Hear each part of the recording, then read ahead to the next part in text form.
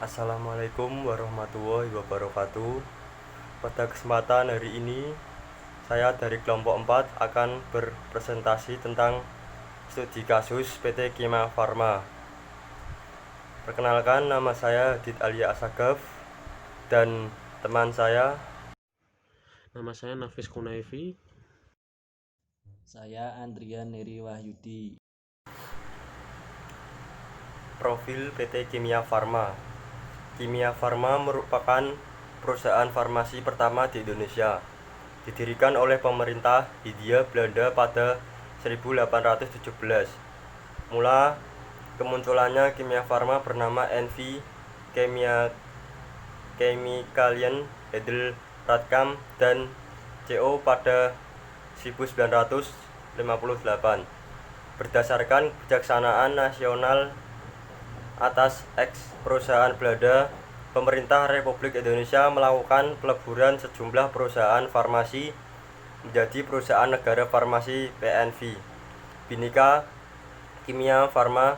Kemudian pada 16 Agustus 1971 bentuk Badan Hukum PNF diubah menjadi Perseroan Terbatas, sehingga nama perusahaan berubah menjadi PT Kimia Farma atau Persero. Pada tanggal 4 Juli 2001, Kimia Farma kembali mengubah statusnya menjadi perusahaan publik PT Kimia Farma atau Persero Tbk. Adanya perubahan tersebut mencatatkan perseroan pada Bursa Efek Indonesia dengan kode emiten KAEF. Komposisi saham yang ada di bidang menjadi 90,025% milik pemerintah dan 9,975% milik publik melalui proses inbreak, penyetoran modal berupa barang atau harta, yang dilaksanakan pemerintah Republik Indonesia pada 28 Februari 2020. Kepemilikan 4.499.999 saham seri B dialihkan kepada PT Bio Farma. Pada perkembangannya, Kimia Farma menjadi perusahaan dengan pelayanan kesehatan terintegrasi di Indonesia. Selain apotek dan klinik, bidang usaha healthcare Kimia Farma didukung oleh kegiatan manufaktur farmasi, riset dan pengembangan, pusat perdagangan dan distribusi, pemasaran, serta retail farmasi. Latar belakang: Kimia Farma merupakan pioner dalam industri farmasi Indonesia. Cikal bakal perusahaan dapat dirunut balik ke tahun 1917 ketika NV Chemicalian Edelradcam dan CO, perusahaan farmasi pertama di India Timur, didirikan.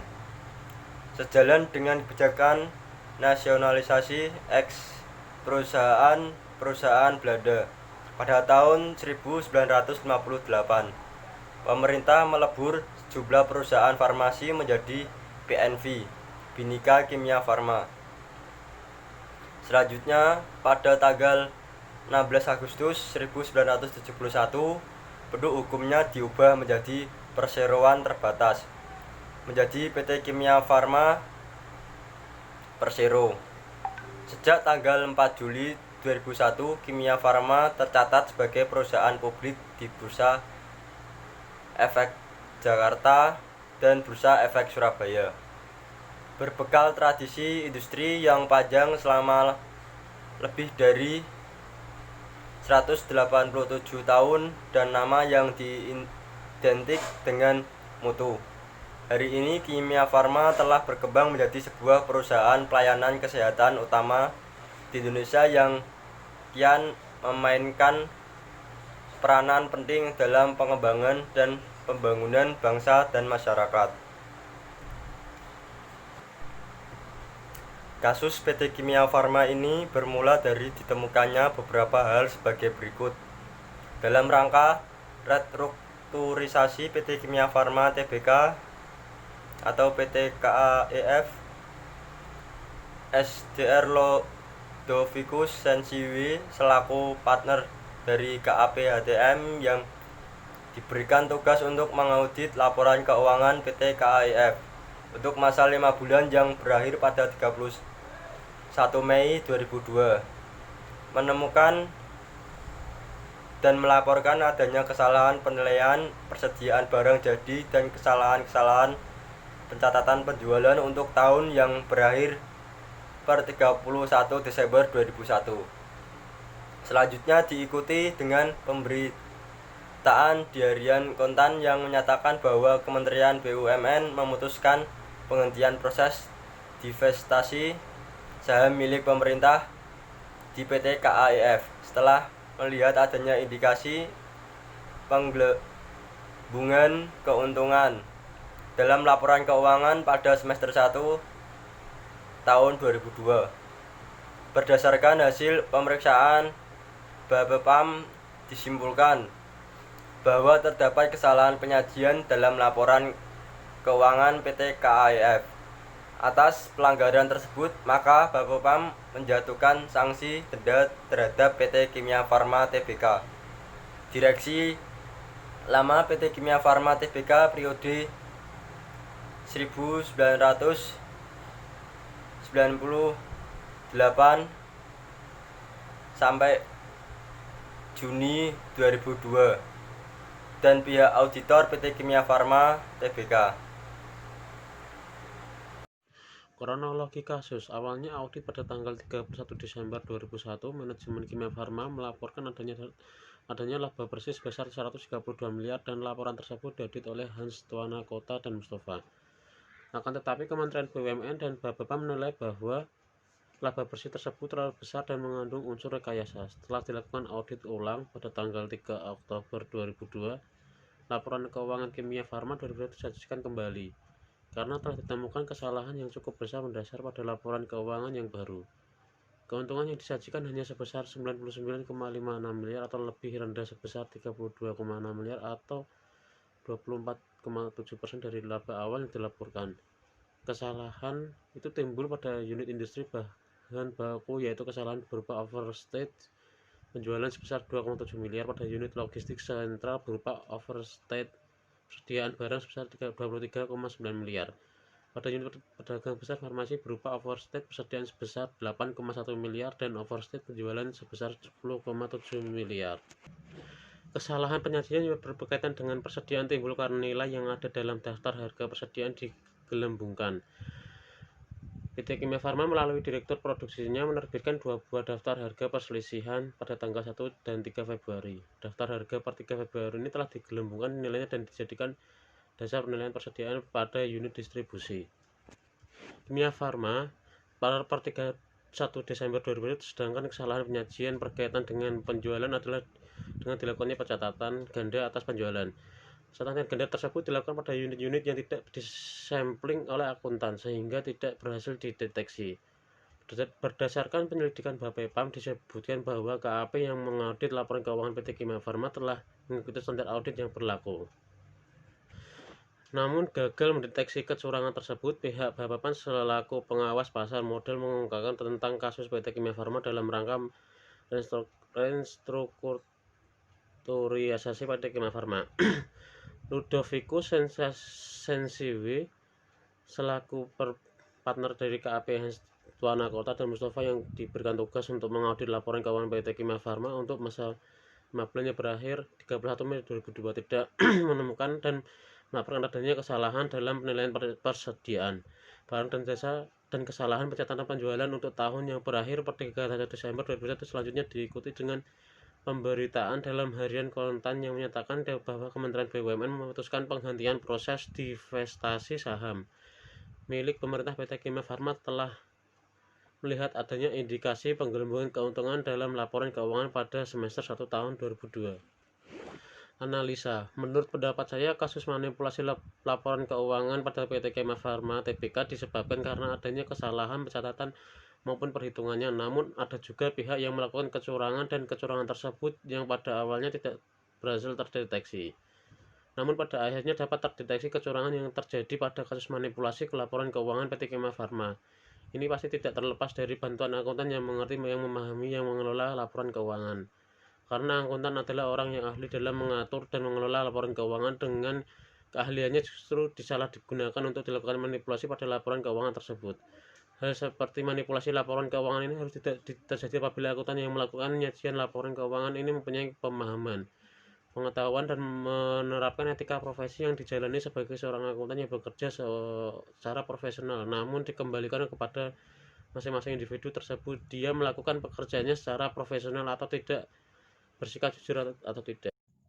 Dengan dilakukannya manipulasi pada laporan keuangan tersebut, maka akuntan tersebut jelas-jelas melanggar etika profesi. Akuntan tersebut tidak memiliki rasa tanggung jawab lagi akan profesinya sebagai akuntan yang seharusnya melakukan penyajian laporan keuangan secara benar dan akurat, melainkan menyajikan laporan keuangan dengan adanya rekayasa keuangan. Dari sisi karakter akuntan yang mendasari timbulnya pengakuan profesional dengan adanya kasus ini, berarti akuntan tersebut tidak diakui lagi keprofesionalitasnya karena sudah tidak dipercaya lagi baik oleh organisasi perusahaan tersebut, perusahaan lain, pemerintah, dan masyarakat. Dengan demikian dapat disimpulkan bahwa pada manipulasi laporan keuangan adanya kecurangan yang dilakukan oleh akuntan. Akuntan tersebut sudah melanggar etika profesi karena yang seharusnya bekerja secara profesional justru dia bekerja untuk kepentingan pribadi maupun pengaruh dari pihak lain, sehingga dia bekerja secara tidak profesional. Simpulan, Kimia Farma adalah perusahaan industri farmasi pertama di Indonesia yang didirikan oleh pemerintah Hindia Belanda tahun 1817. Pada tanggal 4 Juli 2001, PT Kimia Farma Persero kembali mengubah statusnya menjadi perusahaan publik PT Kimia Farma Persero Tbk. Dengan pengalaman selama puluhan tahun, Kimia Farma Perseroan telah berkembang menjadi perusahaan dengan pelayanan kesehatan terintegrasi dan terpercaya di Indonesia. Pada audit tanggal 31 Desember 2001, manajemen Kimia Farma melaporkan adanya laba bersih sebesar 132 miliar dan laporan tersebut diaudit oleh Hans Tuanakota dan Mustafa HTM. Akan tetapi Kementerian BUMN dan Bapepam menilai bahwa laba bersih tersebut terlalu besar dan mengandung unsur rekayasa. Dari sisi etika profesi, kecurangan yang terjadi pada kasus manipulasi laporan keuangan PT Kimia Farma Tbk ini pasti tidak terlepas dari bantuan akuntan yang mengerti, yang memahami, yang mengelola laporan keuangan. Pada manipulasi laporan keuangan adanya kecurangan yang dilakukan oleh akuntan tersebut sudah melanggar etika profesi karena yang harusnya bekerja secara profesional justru dia bekerja untuk kepentingan pribadi maupun pengaruh dari pihak lain, sehingga dia bekerja secara tidak profesional. Saran, sebaiknya proses laporan keuangan selalu dikontrol, dilakukan pemeriksaan dan evaluasi di setiap bulannya. Karena jika dilakukan pemeriksaan hanya setiap periodenya atau per tahunnya menjadi tidak terkontrol dan sulit untuk mendeteksi kecurangan yang dilakukan. Pemerintah memperbaiki kinerja perusahaan selalu melakukan pengawasan atau monitoring, pemeriksaan, dan evaluasi setiap anggota organisasi perusahaan agar tidak ada celah untuk melakukan kecurangan lagi. Pemerintah membuat aturan yang mengatur profesi akuntan yang dengan dimaksud mencegah adanya praktik yang akan melanggar etika profesi. Diharapkan aturan tersebut juga dapat dijalankan secara tegas dan pihak yang melanggar etika dihukum dan diberi sanksi yang adil.